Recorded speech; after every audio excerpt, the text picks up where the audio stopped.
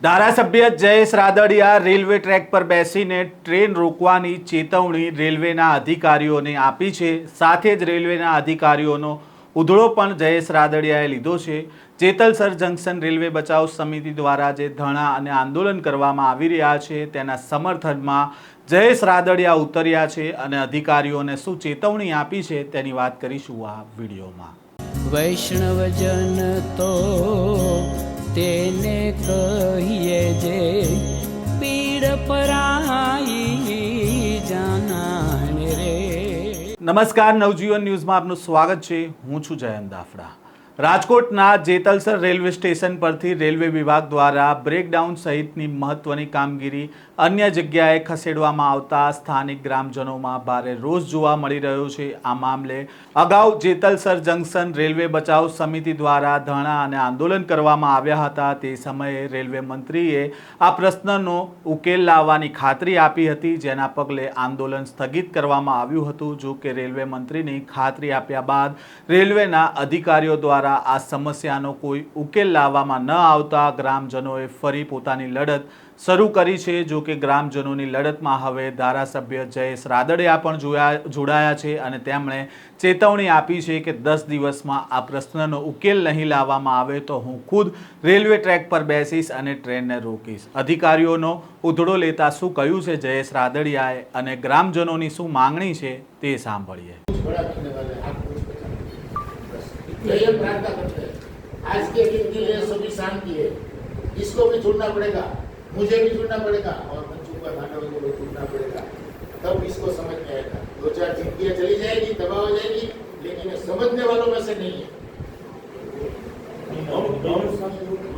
Last बात ये है जो फाइनल मीटिंग में हुई थी, आपने उनको दे दिया है हमें चाहिए। हाँ भाई ना, आपको टाइम देते हैं 8 दिन का 10 दिन का, फिर यहाँ पर आंदोलन होगा। इस एरिया के विधायक की ओर से मैं यहाँ पे बैठने वाला, वो पक्का है। और ये बैठेगा तो मान लो पूरा सौराष्ट्र बैठेगा, तो फिर पूरा तालुका सौराष्ट्र बैठेगा। फिर क्या होगा आगे वो फिर मेरी जिम्मेदारी नहीं है। वो आंदोलन होगा और तभी इसको समझ में आएगा।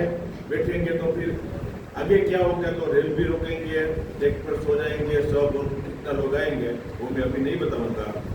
टाइम आप बता दो कि 8 दिन में हो जाएगा, 10 दिन में हो जाएगा, वो वेट करते हैं। नहीं होता है तो 10 दिन के बाद हमारा आंदोलन है वो पक्का करेंगे। आज 13 तारीख की हड्डी 23 तक बंद सर।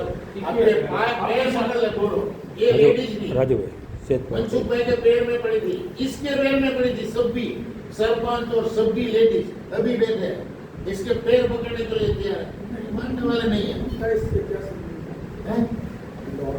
सब गांव टूट रहा है, पूरा गांव टूट रहा है सर, पूरा गांव टूट रहा है हमारा। यहाँ से जो शिफ्टिंग कर दी है, राजकोट भेज दी है, वो यहाँ रहना चाहते हैं। क्यों जबरदस्ती शिफ्टिंग हो गई है? वहाँ जरूरत भी नहीं है, तो इसका ऑर्डर हो जाता है कि नहीं हो जाता नहीं है? करेंगे इस गांव के नाम नहीं चलेंगे। आप क्यों इतनी जिद क्यों कर रहे हो इस बात में? नहीं, ऐसा नहीं है। आपने फोन पे क्या बोला था? मैंने एक मिनट, मैंने आपको कॉल किया था, मेरा बोला था, आपने क्या बोला? क्या आप पॉलिटिकल प्रेशर कर रहे हो? बोला आपने मेरे को? मैं आपने बोला था पॉलिटिकल प्रेशर कर रहे हो। ऐसा हम पॉलिटिकल लोग हैं, ये लोगों के वोट से हम लोग जीतते हैं, हम इसका प्रतिनिधित्व कर रहे हैं। हमारे सांसद मांडविया जी के सेंट्रल में मिनिस्टर है, वो भी यहाँ से इलेक्टेड होके गए हैं। इन लोगों ने सांसद को भी वोट दिया है, हमारी जिम्मेदारी बनती है।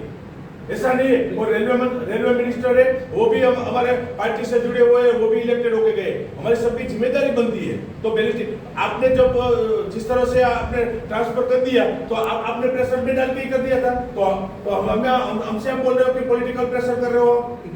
मुंबई हेडक्वार्टर थी आवेला जनरल मैनेजर साहेब समक्ष अपना युवा धारासभ्य અને માજી કેબિનેટ મંત્રી જયેશભાઈ રાદડિયા સાથે જેતલસર રેલવે બચાવ સમિતિ અને અમે બધા આગેવાનોની મીટિંગ થઈ સંયુક્ત રીતે। એમાં ડીઆરએમ ભાવનગરથી લઈને બધા જ ઉચ્ચ અધિકારીઓ હાજર હતા। સાહેબના ઇન્સ્પેક્શન દરમિયાન જીએમ સાહેબે જયેશભાઈને મનસુખભાઈ માંડવિયા સાહેબને અમને ટાઈમ આપેલો, એટલે મનસુખભાઈ માંડવિયા સાહેબની પણ સૂચના હતી કે તમે જીએમ સાહેબ પાસે તમારી માગણી રજૂ કરો।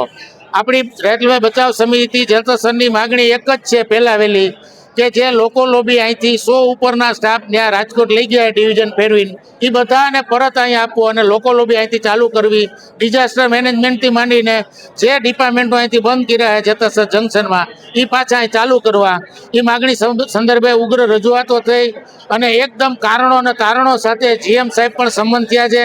જયેશભાઈની ધારદાર રજૂઆતો હતી, મનસુખભાઈ ટેલિફોનિક એની રજૂઆતો કરી છે અને એને સૂચનાઓ આપી છે અને અશ્વિની વૈષ્ણવ સાહેબને ત્યાં સૂચના આપવા માટે મનસુખભાઈ દિલ્હી સોમવારે વાત કરશે અને જયેશભાઈએ આ લોકોને 8 થી 10 દિવસનો ટાઈમ આપ્યો છે, નહીતર અત્યારે આંદોલનના કાર્યક્રમો સ્થગિત છે જે આગળ ઉપર ચાલુ કરવામાં આવશે. અગાઉ જે રેલવે મંત્રી અશ્વિની વૈષ્ણવ સાહેબે પણ સૂચનાઓ આપેલી હતી, પણ રેલવેના જે બાબુઓ હોય છે ભાવનગર ડિવિઝન વાળા એને કંઈક ફેંકાફેંકી કરી એવું અમારું માનવું હતું અને એ આજે અમે જીએમ સાહેબને સમજાવ્યું છે કે તમે રવિવારે પણ ઓર્ડર કરી શકો છો અને આ લોકો ઓર્ડર કરતા નથી, તો અને તાત્કાલિક આ ગામની હિસ્ટ્રી જળવાઈ રહી અને ભૂગોળ પણ જળવાઈ રહી અને આ ગામને મોટા સિટીને ડેવલપ કરવાને બદલે માઇગ્રેશન થતું અટકાવાય અને નરેન્દ્ર મોદી સાહેબનો આ પ્રોગ્રામ છે તો આ ગામને ફરી આ બધી સુવિધાઓ આપવી જેથી કરીને ઔદ્યોગિક સિટી જેતપુર, જુનાગઢ, ધોરાજી, ઉપલેટા, વડિયા બધા સેન્ટરોને આ બધા જ ડિપાર્ટમેન્ટનો લાભ મળે.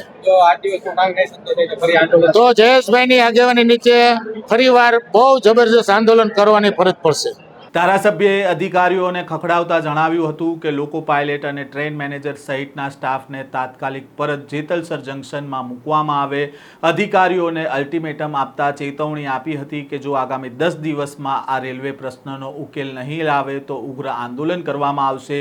જરૂર પડશે તો પોતે રેલવે ટ્રેક પર બેસીને ટ્રેન રોકીને આંદોલન કરશે અને આ આંદોલનની સંપૂર્ણ આગેવાની તેઓ પોતે લેશે અને તેનું પરિણામ શું આવશે તેમાં તેમની કોઈ જવાબદારી નહીં રહે, આમ તેમણે ચીમકી ઉચ્ચારી છે. ગ્રામજનોની માંગ ઉપર જયેશ રાદડિયાએ અધિકારીઓનો ઉધડો લીધો હતો. ઉલ્લેખનીય છે કે જેતલસર જંકશન પરથી આશરે 72 જેટલા રેલવે કર્મચારીઓની સામૂહિક બદલી કરી દેવામાં આવી હતી, જેને લઈને ગ્રામજનોમાં અસંતોષ જોવા મળ્યો હતો. સ્થાનિક લોકોનું માનવું છે કે સ્ટાફની સતત બદલી થવાના કારણે જેતલસર ગામની આર્થિક અને સામાજિક સ્થિતિ ઉપર ખૂબ મોટી અસર જોવા મળી રહી છે અને તેને જ લઈને અત્યારે ગામના લોકો આંદોલનની ચેતવણી આપી રહ્યા છે અને તેમના સમર્થનમાં ધારાસભ્ય જયેશ રાદડિયા હવે મેદાને ઉતર્યા છે. આ પ્રકારના સમાચાર અહેવાલ સાથે ફરી મળીશું. નવજીવન ન્યૂઝ સાથે જોડાયેલા રહેજો.